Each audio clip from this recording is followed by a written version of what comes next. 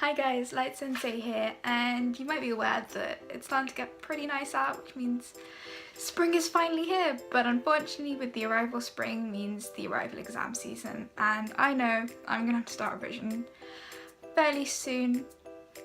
Exam season can be a little daunting, so I put together my top 10 tips which have helped me get through the past 2 exam seasons pretty well, and they've been pretty successful, so hope you enjoy, and here we go. So tip number 1 is to know where you're at. So I have a notebook where I keep all my modules, so I've separated the modules into different pages. So each page is a different module, and underneath I put all the topics that have been taught and will probably come up in the exam. For example, there we go, I have my solar system exam and I have my optics and electromagnetism. So I've listed all the topics that we've gone through over the year, and I've done this through finding them on the module guide and asking lecturers what we've been taught, what we've gone through. And then I've highlighted everything that maybe I found difficult with solar system. It's been okay, but say with electromagnetism optics, I've had a lot that I probably want to go through. So I've highlighted those, so highlight what you're finding tough, and then maybe go and ask some lecturers to give you some help. I went to see a lecturer in optics last week and they were really helpful. So it's just knowing where you're at and what you probably need to spend more time on during revision season. So tip number 2 is gather your notes. During the year I like to take my lecture notes on separate pieces of paper, because when we go into the lecture sometimes we're really fast paced and I just want to scribble something down. But this can get quite messy, especially when we have like other pieces of work in there. So like I have tutorial sheets and I have handouts that have been given during the lectures.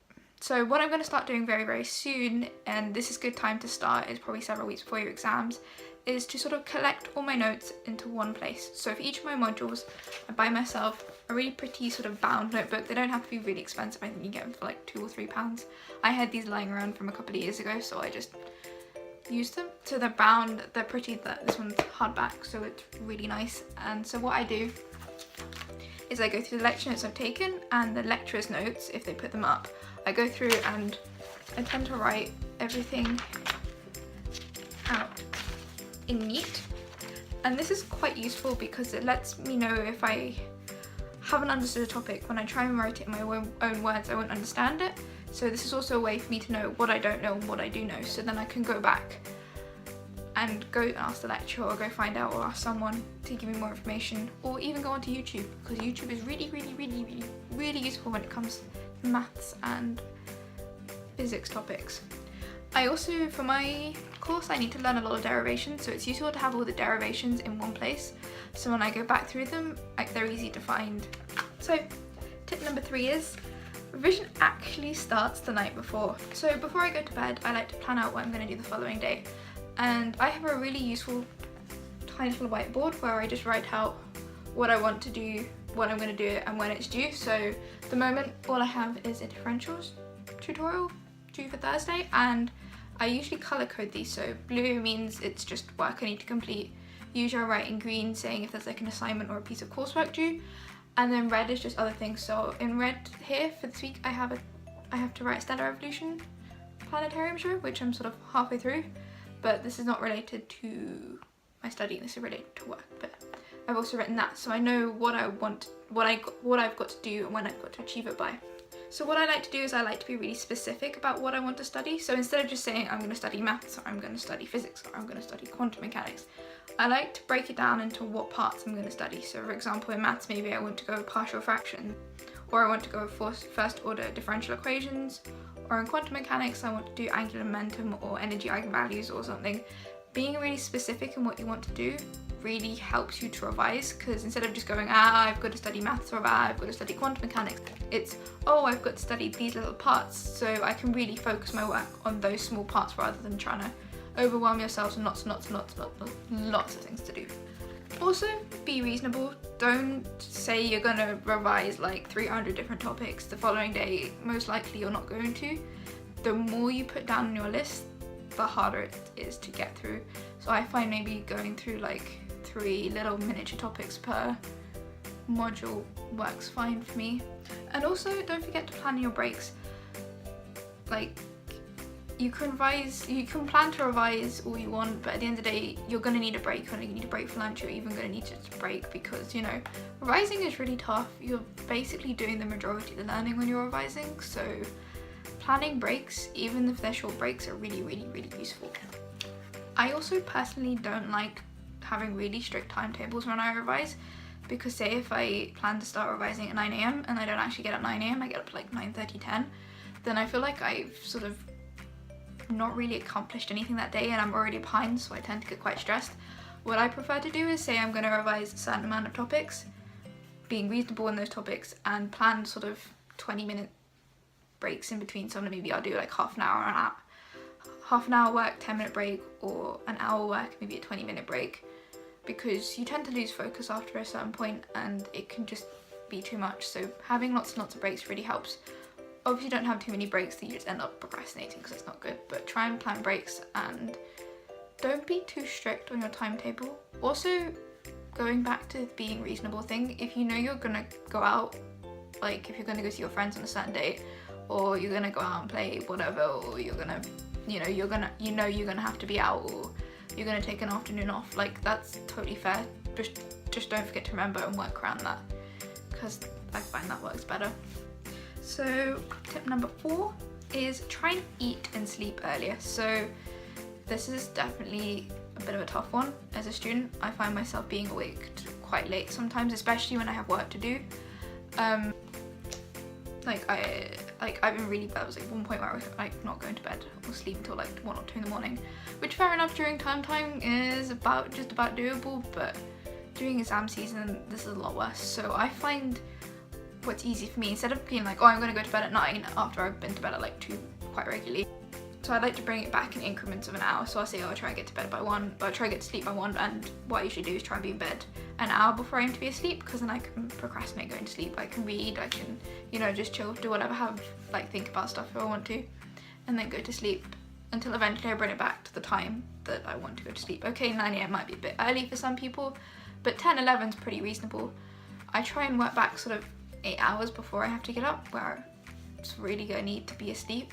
I think that works mostly for me, but I find it quite useful because then when I wake up the next day, I'm not tired, I'm not exhausted, and I feel like I want to do work.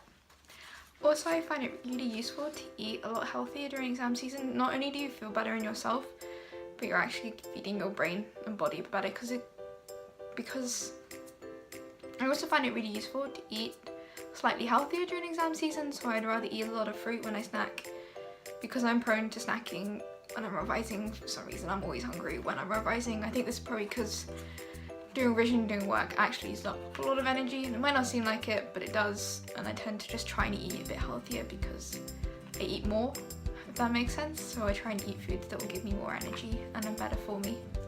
Number 5, this relates sort of into number 4, is get up early. So trying to go to bed early also helps with getting up early. I find I'm more productive in the morning than I am in the afternoon, and actually I've been finding if I sort of get up at like 12, I just feel really, really unmotivated, whereas days that I've gotten up at 8 or 9, I feel like I've achieved more, and you're more likely to, for some reason, I don't know why, you're more likely to be productive if you do something productive in the morning. And this doesn't have to be a big thing. I find maybe just eating healthy. So if I eat porridge for breakfast on my day off and I've gotten up at 9, I tend to be more productive and more motivated.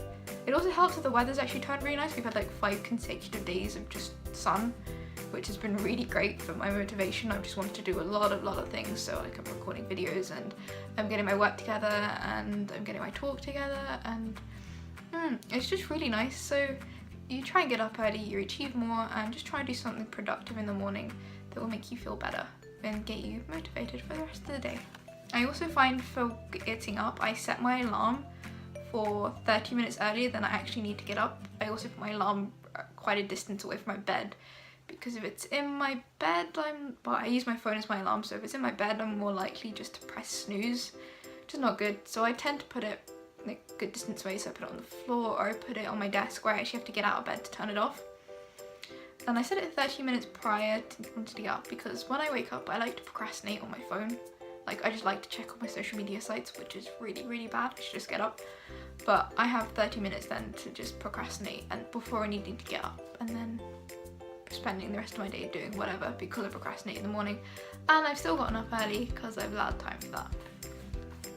Tip number 6 is have a study space. So you should really have a space either in your house or, you know, you go to the library where it's gonna be quiet and you can just lay out all your revision materials and you know it's a place you're gonna study. So I prefer to study on a desk. So in my room at home and my room at uni, I have both of a desk. I don't like studying in my bed. I don't ever do work in my bed. My bed is for sleeping, and I find it easier and better if I sleep in my bed and work at my desk. So here is my study space. This is my desk, and I usually have my desk chair at the desk, but at the moment I'm actually using it to film. So I like to have my laptop off-centre to my desk, so then it's not the focus of my desk and I'm not likely to then just go on Facebook and procrastinate on that. My pile of notebooks here, so I have my Pusheen weekly planner, which is really useful for planning out the week, and then I have some revision cards, and then some notebooks, and some other crap, and more notepads, and then I have a student planner which I've been using to plan out my week and then figure out what exams I have when, and also to plan out meals, which is quite useful. Then I have some stationery, my laser pointer there, I don't know why I have my laser pointer. I also have some computer screen wipes which are actually using bookends for my folders. So in each of my folders is a different module, so I have my 4 modules for this year's exams. I have a lot of notes from last year's exams because contemporary physics, quantum mechanics is quite difficult, so I've used last year's stuff. Then I have a folder of just miscellaneous crap.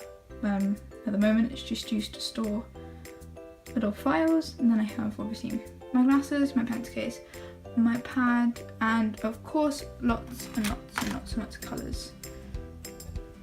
So I love colours when revising. I find it's easier and more fun and more appealing to write in colour than it is in just black ink. So I have loads of felt tips, I have lots of highlighters, yes, I'm obsessed with Pusheen, and then in my pencil case I think I have some more coloured pens. And just over there I have my textbook, which you can't really see because of the sun. But they're quite big books, so I find having the computer off centre can actually put my textbooks to the side and it's easier to work above them. I actually prefer to work at my desk at home because I found when I go to our university's library that people just talk and there's a lot going on and I tend to get quite distracted. So I actually prefer to work at home, but I have housemates as well, like a lot of people, and sometimes they're a little bit noisy. So another way I keep motivated is tip number 7, which is listen to non-lyrical music. So I've been told all throughout my GCSEs and A-levels that I should never listen to music, but if I don't listen to music, I find it really hard to revise. I'm quite a musically orientated person. I really like listening to music most of the time when I'm doing something, so when I make cosplay or when I'm just, you know, sitting reading. And now when I work, so when I'm working normally, studying normally, if I'm doing like just work, I like listening to music. You should always listen to non-lyrical music when revising working because your brain is not trying to cut out the words. I find this also keeps me motivated and I want to work for longer. So I have several soundtracks that I use to keep me motivated and keep me working, and when I listen to them I know that they are working soundtracks, so I know that I'm going to study when I listen to those soundtracks. So the one that I seem to be using quite a lot and I got through last year's exam season with is the Kung Fu Panda 3 soundtrack. Don't ask me why, I think it's because there's a lot of different sort of songs. I actually don't know why, it's just a really nice soundtrack to listen to. It's quite soothing at times and then it's quite energetic other times, which just sort of helps me motivate myself. And the soundtrack is a nice sort of hour-long thing, so I can just, you know, revise for an hour and then chill out, and then revise for an hour and then chill out. So tip number 8 is to try and avoid technology. Like, I prefer to avoid technology before I go to bed, about an hour before you go to bed. This can be really difficult as, you know, sometimes when I'm working really late at night and I need to get stuff done, or it's just not happening, and technology is now a big part of our lives, so try and avoid technology as best you can. I mean, I use my computer to revise, but when I'm revising I don't tend to have my phone on my desk. I put my phone on my bed, which, I don't know, I seem to procrastinate more on my phone than I do on my computer. So that helps. Also, switching this technology off, well, coming away from this tunnel literally probably about for an hour before you want to go to bed. This is quite difficult, but you can actually reduce the blue light, cut out the blue light completely from your phones and computer screens. The phones usually have this inbuilt that you can just turn on and off and set it between certain times, and I use one on my computer, which I'll put a link to below, and it's free for Mac and PCs, and I find it really useful because then I can set based on location, and then I can set it to certain times, and then when I'm actually working it will send me reminders saying, oh, you're waking up in a certain amount of hours, or you're supposed to be waking up in a certain amount of hours, so I can use that to then try and base when I go to bed. And this actually hasn't disturbed me as much as it used to. I used to feel really exhausted in the mornings, and now I'm feeling much better.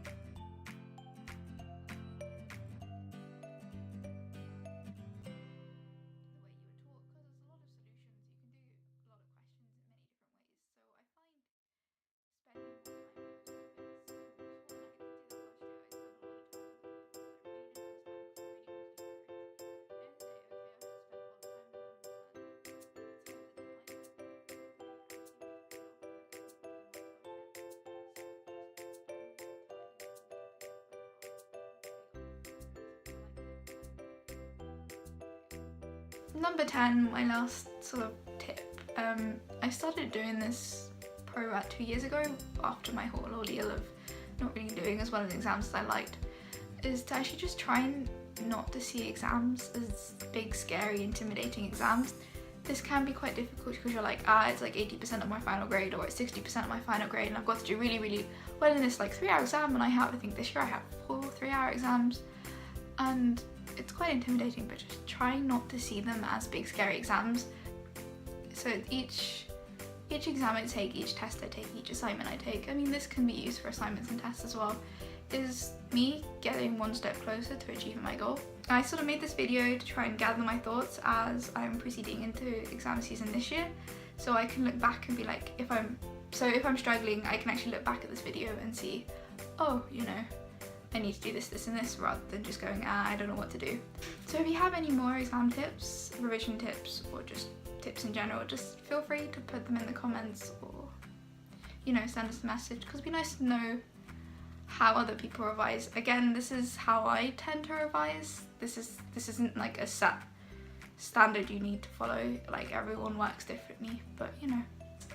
And once again, thank you so much for watching and sticking through another video of mine, and I hope to see you in the next one. So bye bye.